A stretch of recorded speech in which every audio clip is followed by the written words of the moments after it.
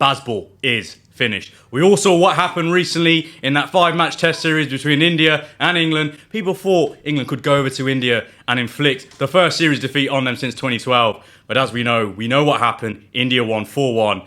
And of course, there's been many inquisitions regarding Bazball, whether India are back on the top of the world. But the question is Bazball finished? Hello, ladies and gents, and welcome back to the channel. It's your boy Sani-That Sports Guy, talking all things sport and, of course, today. Speaking cricket, we're speaking England versus India. We've got some very esteemed guests, or shall I say friends, that are here joining me today. I've got Manraj, welcome to the Sani-That Sports Guy channel. Of course, Mr Singh as well. Listen, we need to get straight into it. It's been a while since that series had finished. Manraj, where do you think this series was won and lost? To be honest, I'll probably sum it from both perspectives. From an India perspective, having so many first teamers out, you know, your Kohlis, your Shamis, those type of people, the squad players stepped up. You know, Jaiswal, what a series, 712 runs.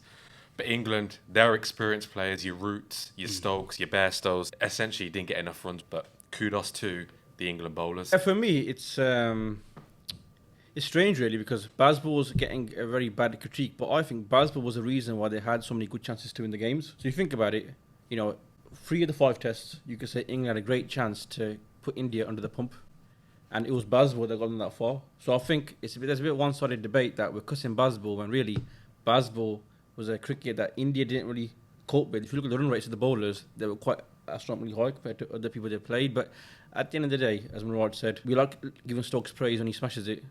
You got to give him critique when he fails, and every innings he failed, I think, in India. Yeah, he only averaged 19 with the bat. Yeah. Bairstow, you can hit a few sixes, but that's not a match-saving innings. And even Ollie Pope, you know, one great innings, but does that mask the 9 he failed at?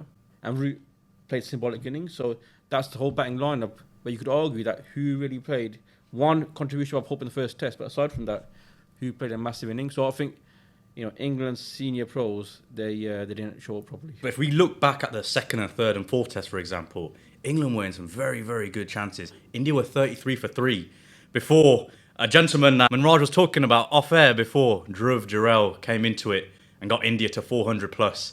He's been a revelation for India. He's been fantastic, and I think especially with Rajasthan Royals, I think Dravid spoke quite highly of him, and Kumar Sangakkara saying this guy can go to the top. His innings, and especially his keeping, you know, folks said it, he looks up to him, he's got a bit of a fetish for him, apparently, according to Ben Stokes.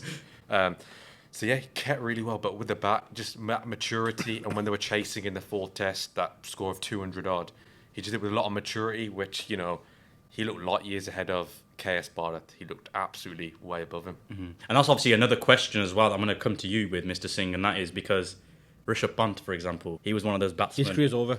Yeah, but he was one of the batsmen that everyone was talking about as the next big thing. That kind of injury, you don't recover easily from. That kind of injury, you know, it's going to have some lasting damage on him. And I think because he's an explosive player, I think that kind of technique will hurt the most. You know, if he was a steady state kind of player, you can get over injury like that. But I think the way he plays, the scars it leaves on him mentally, physically. I think India more widely, you know, you got to say fair play, because the depth that have in their squad, the amount of first team players that were out, and they were still able to handle Bazball's heat and easily win that series.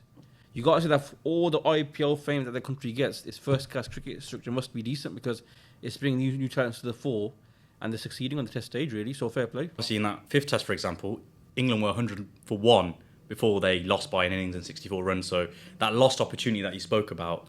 Yeah, but just to add there though, if Test cricket is in a crisis, it's because these idiots that play Bazball cricket haven't got an idea when the context matters in a situation. Not every innings has to be 5 runs per over. Yeah, there's no shame. Like I always say, one of my favourite cricket players is Yunus Khan. The reason why that is because his 4th innings record is massively great, because in the 4th innings of Test match, it takes a certain kind of character to excel, somebody who can defend, somebody who has character, who has bottle. And I think these players, they seem to think that playing 20 of 100 is some kind of weakness. And really, if the situation is right, you're a proper good player if you can do that innings as well as a 60 of 80. So I think really, you know, there's so many times where you could say that the opportunities that England had, they didn't capitalise on them. You know, and really that's the difference between being a great Test cricket team and being a decent one.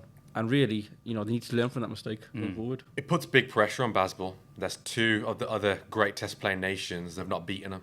And now we're halfway through the Bazball reign. They've got to go away to Australia, which we know England have a dodgy record there. Are they going to win? Very unlikely, especially with the pace bowlers that they've currently got. And then they've got to play India at home. And now, you know, we're talking about how great the cricket is. They're scoring runs. You've got to win test series, you know, the England teams of old, even under Root. They were winning But Test series. Yeah. But what I would say, Manraj, what I would say though, the gap is small. As in, they haven't got to change too much. Yeah. If they this is the batting rate. If the batting capitalizes on the opportunities that they create because they're aggressiveness at the top. Because nobody's talking about Crawley and Duckett, probably the best opening partnership in the last 5-6 years in watching England Test cricket. Okay, the runs might not be 100 runs every stand, but the way they play, Duckett, fair play to the guy. 2016 was written off as a failure in Test cricket because Ashwin done him like an idiot. But he's come back in the one-day format where he made his name and used that to springboard in the Test arena. So there is good signs there that their batting has a talent to do big things as long as they use some maturity in how they play. And let's talk about the batting, because you spoke about change and obviously Bazball coming halfway through that era. There's some big Test series this summer. We've got West Indies at home and Sri Lanka at home. But looking at the batting, I want to speak about a conundrum that's happening right now between Bairstow and Folkes. See, they were speaking about how Folkes is really good behind the stumps, which he is. But his average, I don't think he hit one score over 50 in India. Bairstow, on the other hand, he's known for his batting prowess, but in India, he didn't really get a score. So what's that conundrum? How do you think that works out, Manraj? I think Bairstow struggled since his serious injury last year. Even in the Ashes, we always know he's susceptible to the ball, swinging it. And especially in India, I just thought he was bamboozled by the spinners, especially Jadeja and Ashwin that had his number. And it's been about a year now. He's not really performed with the bat. He's had 1 or 2 scores. And I think since that injury, he's 31. There could be a big case for, Ben Folkes. Take a chance this summer because he's not batted a lot at home. I don't think he's really played many tests at home for England. He could have a massive, massive chance this summer to get some scores and keep. And we all know what an excellent keeper he is. What about you? I got to say, a lot of people, they're deluded, man. Like, they're getting carried away. Not every team has to have a great wicketkeeper and batsman. There's still a space in the game for good wicketkeepers of a decent. Listen, why belong somebody bats at 8 to save your innings? What about the top 7? If the top 7 averages 45, 50 a game, the wicketkeeper is a free hit. Yeah, and don't mess Folkes around. You messed him around his whole career, and now you're criticising him because he's had one bad series of the bat. Whereas in India, name me how many keepers, apart from Andy Flower, let's say, who've gone to India and smashed it. So I don't think you got to be fair to the guy. He's messed around. I think he deserves a proper chance in the team. Bairstow, as Manraj said, he's a flaky player. His scorecard, if I recall it, averages 40 off 20. Yeah. That's his innings. That doesn't win you a test match, and until he fixes that problem, and I don't think he cares enough. Personally, I don't think he has the. I remember Peterson, who's the closest player to Bairstow. Peterson was an aggressive player, but he had the hunger to make beginnings. Bairstow hasn't got that. Would you say that coming into this summer, he's the easy replacement for Harry Brook then to come into the team for England? I think Bairstow deep down knows his test career is going to finish soon. I think he knows he's under pressure, but I think Harry Brook was a massive miss because it didn't give the England selectors or Baz or Stokes that decision to make. Because Harry Brook is a top quality player. Although, would he have done well in India after his IPL stint with Sunrisers? He really struggled there apart from the 100. Apart from that, there were single digit scores. So I think this summer, there's a lot of questions to answer really on which one of the keepers plays and how they reinforce that middle order, because I think Brook will be a shoe-in, but let's see how he copes after his personal little situation. You mentioned it earlier, Manraj, about the bowlers, and let's speak about the bowlers before we end this topic about Bazball. But look at the bowlers, the spinners. I think they've done a pretty good job considering how inexperienced they are, especially Hartley and Bashir. What are your thoughts on them too? Fantastic, especially with Leach being injured as well. First test, Leach injured. They won the test. They didn't win one without him. I still think Leach is a quality spinner. I still think he's good. I don't think he gets the credit that he's due. I know quality's a strong word. I know he might think differently, but I was really impressed with Tom Hartley, especially with bat and ball. I thought the way he counter-attacked against spinners was excellent, and also his 7 for 74 in that first test. They needed someone to stand up, and it was him. And let's just hope county cricket this summer he gets his chance. Everyone's saying, will he be playing a lot? What Bashir? What are your thoughts on Bashir? I mean, you spoke about Hartley. Bashir, I gotta say Hartley because your viewers might not remember a guy called Simon Kerrigan. In the 2013 Ashes, he was picked for the oval test, and oval was a spinning pitch.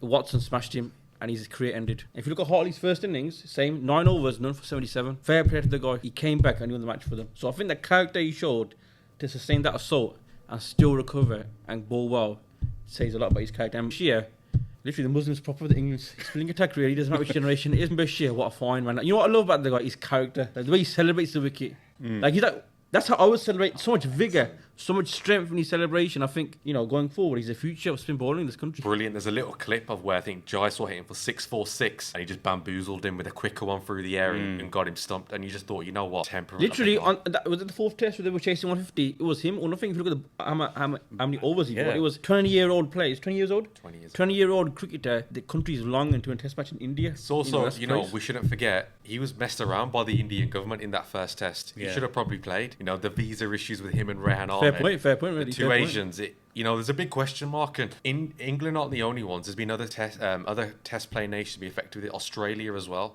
with some of their Asian players as well being affected by not coming into India at the right time when they've had test series. So for them to actually come over that mental hurdle as well, kudos to the spinners, man. They did their job. With Bashir, 2 5-wicket hauls. Hartley, leading wicket taker for England.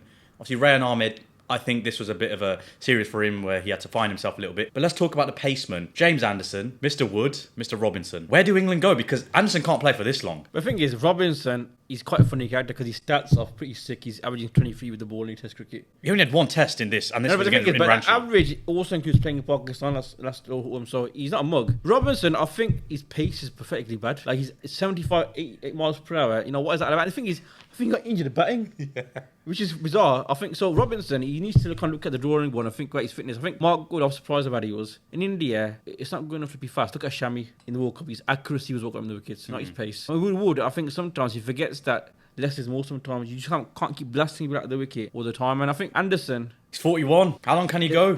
I definitely agree that he won't play in that many test matches, but I think the longer he's around on the scene, the experience he can give the youngsters. You talk about somebody, he debuted in 2003 against Zimbabwe, I think, in test cricket. I watched that game, and he's been around for most of my lifetime, and to get 700 wickets in this era of test cricket is it's an incredible achievement. I think the longer he sticks around, good for the development of the fast bowlers and kind of good for the future, isn't it? I think Nasser Sain and Atherton put it in a way. I think it's a record we'll never ever see toppled. I agree. 700 wickets from a paceman. And even some of his line and lengths, I think that morning in the third test, they needed quick wickets, 2 beautiful balls, just back of a length to both openers. And I'm hoping, guys like Matthew Potts, Gus Atkinson, those type of guys are learning off him, being a sponge, learning off him, because Jimmy's the best. He's the best around. English cricket are very lucky to have a guy like him. Very lucky to have him indeed. And of course, is England cricket lucky to have Brendan McCullum at the helm? I ask you one final question, a yes or no answer. By the end of the Ashes, the next Ashes in Australia, do you think Bazball would have been a success, Manraj? Yes or no? Yes. Mr Singh, do you think Bazball would have been a success by 2025? Yes or no? He already a success, so yes. And on that bombshell, guys, thank you very much for watching, guys. I hope you really appreciate that. Make sure to smash a like, comment your thoughts on Bazball, the whole India Test series as well. Share with your friends and family, and subscribe to Sani-That Sports Guy if you haven't already done so. But as always, until next time,